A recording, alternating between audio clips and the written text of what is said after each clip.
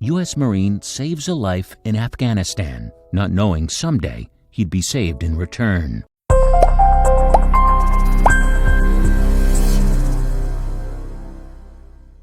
U.S. Marine Craig Grassi was deployed to Afghanistan, immersed in one of the most dangerous places on the planet. But amidst the chaos of bullets and fire, something happened that he'd never expected. In the throes of the war in Afghanistan, in the most turbulent of circumstances, he saved an unexpected and unusual friend. As he would soon find out, this would become a companion he could rely on, and who would one day return the favor when he needed it most. Virginia resident Craig Grassi enlisted in the military and endured the grueling training in order to become a U.S. Marine. In summer 2010, he was deployed to Afghanistan. As part of the 2010 troop mission, Craig was sent deep into the heart of the action. However dangerous it was, he knew he was there to protect the coalition positions. There, he was so far from home, not knowing that a kind soul waiting to be saved would one day end up saving him in return. From the minute they arrived, they were thrown into war. Their mission took them to the south of the country, considered a very dangerous area, and no one knew what would happen. Attached to a group of reconnaissance Marines, Craig was to collect intelligence whilst protecting his position. In this unpredictable region, he knew what he had signed up for. However, the U.S. Marine had no idea just how dangerous it would get and what was in store. The war-torn country saw a lot of suffering, especially in the Sangin district of Helmand province, which was for civilian and soldier, not somewhere you wanted to stay for long. The British Royal Marines were pulling out of their positions and the U.S. Marine units took over. Only a week in, Craig's nerves began to take their toll from shell shock. What was even worse was that the temperature in the Registan desert was reaching new heights of 115 degrees. The soldiers just could not catch a break. However, in the middle of the chaos, Craig found a moment of solitude, and it was then that he noticed something out of the ordinary. In a rare, quiet moment, Craig decided to clean and check his rifle before he sat down to make a snack. Suddenly, out of the corner of his eye, he spotted a small stray dog that was hovering from around the corner. He found himself intrigued as there was something unusual about this dog. He felt compelled to investigate. The dog was different to the other feral animals that he was used to seeing in the Afghan desert. He wasn't vicious or mangled, and something inside him made him want to get closer to the sweet creature. Craig decided he would take a chance with the stray. This wasn't exactly following protocol, but he went along with it anyway, and it would make the outcome even more meaningful. Up until meeting this unusual dog, the U.S. Marine Company had been warned and given instructions to keep their distance from the stray dogs they come across. Most of the strays were vicious and hungry, hunting in packs. Therefore, because this dog was totally different, he went up to it and offered him a piece of beef jerky, not knowing what to expect. The dog's fur was not a sight for sore eyes. It was sad to see it matted and cemented with mud and bugs deeply embedded in its fur. Then Craig heard something. The dog's tail was wagging frantically, and it was in that moment that Craig could see how desperately this dog wanted some love and kindness. What happened next, he never expected, and it caught him off guard. The stray dog did something that took Craig by surprise. This poor animal was clearly starving. However, when Craig offered his beef jerky, it didn't snatch the snack out of the U.S. Marine's hand. Not at all. In fact, he accepted it from him in a way that Craig would never forget. This sweet animal was notably gentle. He chewed the beef jerky carefully and slowly. This moment took him aback, and he almost forgot about his mission. But as he returned to his gear, he felt a poke. He turned around. The stray dog had followed Craig, looking at him with innocent, sweet eyes, and a gaze as if to say, "Please be my friend."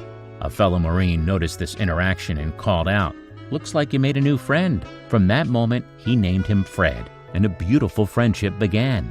This would change the course of both of their futures. Of all places to find a true companion, it was in the middle of a war zone in Afghanistan. Craig and his fellow Marine helped to take care of Fred, and together they removed the bugs from his fur. From that moment, wherever Craig went, Fred wouldn't be far behind. Soon he would discover just how critical that first meeting was. When Craig was on duty, in charge of patrolling the area, or even sleeping, his new friend made sure he was by his side with him. For both of them, danger was all around, but this made them feel safe.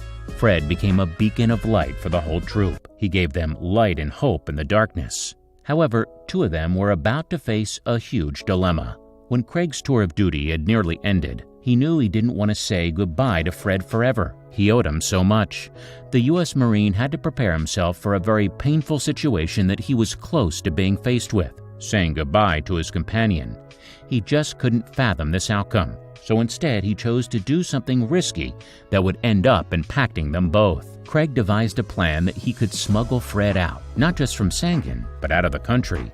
Yet this was a risky move, and being caught smuggling a stray dog was not just a violation of U.S. Marine protocol. Craig and his fellow soldiers had been warned that if they were found with a dog they had adopted, it would be euthanized. He had to think about this and decide whether it was worth the risk, but he couldn't imagine life without him.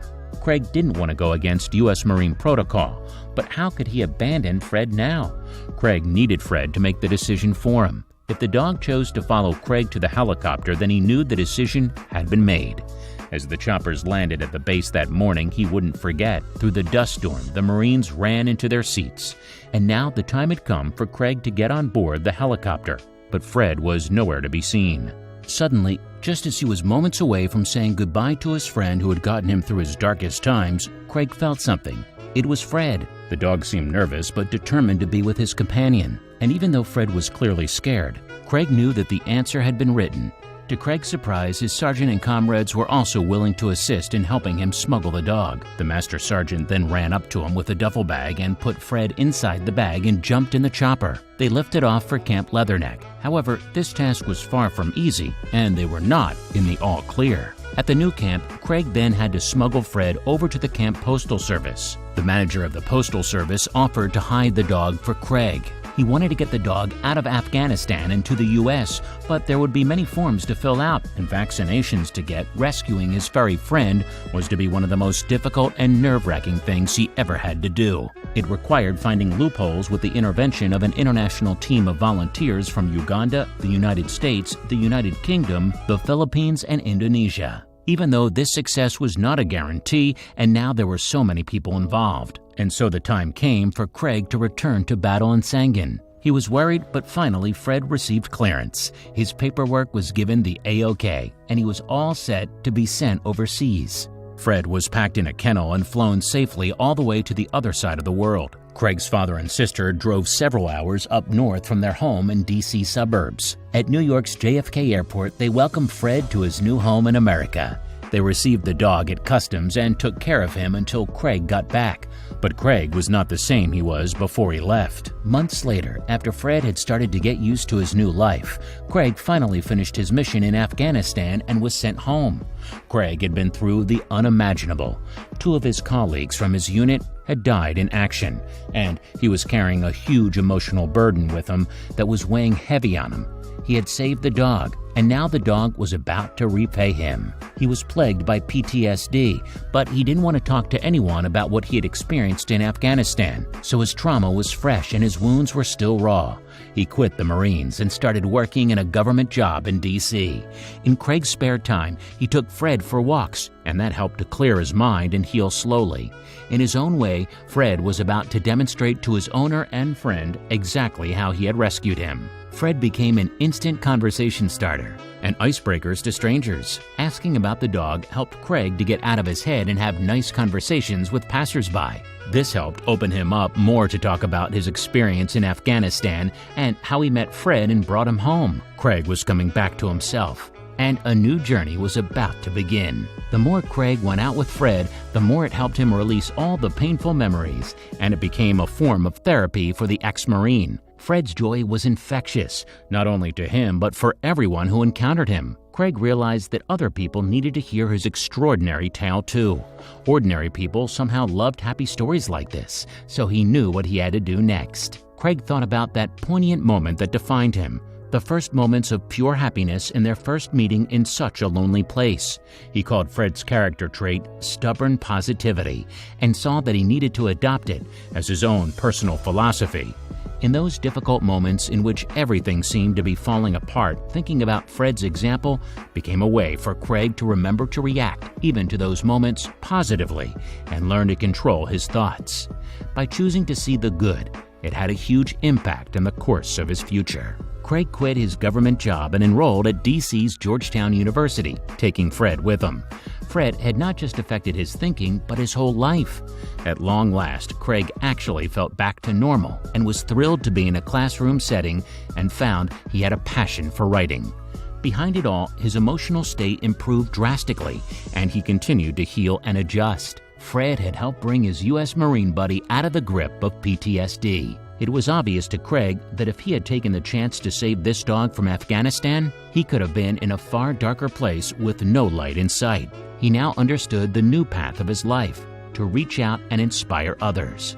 Over the next 3 years, Craig wrote his own memoirs entitled Craig and Fred, a Marine, a Stray Dog, and How They Rescued Each Other. He now travels across the country as a speaker, accompanied by his girlfriend Nora, their other dog Ruby, and of course, the star of the show, Fred himself. Craig's mission is to help others see how stubborn positivity can affect their life choices and trajectory. He wants people to remember that when things seem most dark, there will always be a reason to find joy and continue onward. For this veteran of battle and PTSD survivor, that reason happened to be irresistibly fluffy with a persistingly wagging tail.